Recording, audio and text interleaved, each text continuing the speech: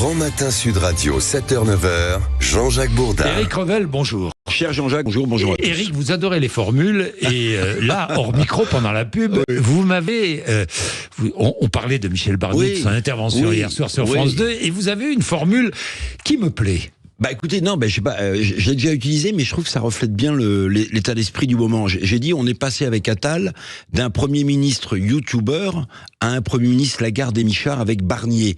En fait, souvent on dit, c'est un avantage, la France prend un coup de jeunesse, là on prend un coup de vieux avec Barnier, mais justement ça nous rassure et ça nous va bien. Eh bien, qu'en pensez-vous? 0826 300 300, nous y reviendrons tout à l'heure dans notre petit débat à 8h15 avec Chloé Morin. Mais Éric Revel, si nous parlions des prix du carburant, parce que ça baisse, première depuis janvier 2022. Oui.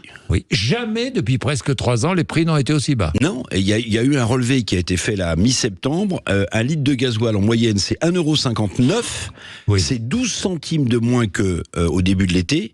Et c'est même 30 centimes de moins par litre de gasoil qu'en septembre 2023. Relevé officiel. En un relevé an. Officiel. Dites-moi, 30 centimes, c'est énorme. 30 centimes. Si vous regardez le prix moyen du litre de samplon 95, on est à 1,72 €, relevé officiel. C'est une baisse de 13 centimes par rapport à ce qu'on a connu cet été. Donc vous voyez, c'est considérable. C'est un petit apport quand même de pouvoir d'achat pour ceux qui ont besoin d'utiliser une voire deux voitures pour aller bosser quand on est en région. Évidemment. Bien, les prix sont bas.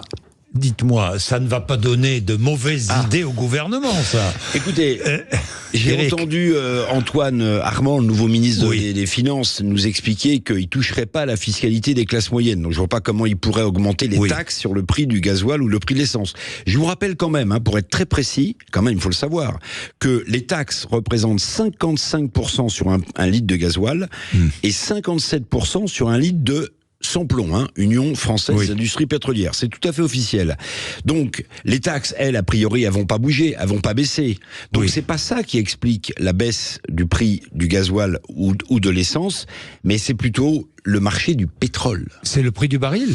Exactement. Qui a baissé, pourquoi? Alors le prix du baril baisse, non pas parce que l'OPEP fait tout pour faire baisser le prix du baril, non, eux c'est leur recette budgétaire à eux. Bien sûr. Non, le prix du baril baisse, Jean-Jacques, parce que vous avez beaucoup d'économies qui tournent au ralenti, donc qui demandent moins d'énergie. C'est le cas de la Chine, c'est le cas de l'Europe, c'est le cas des États-Unis qui vient de baisser son taux d'intérêt.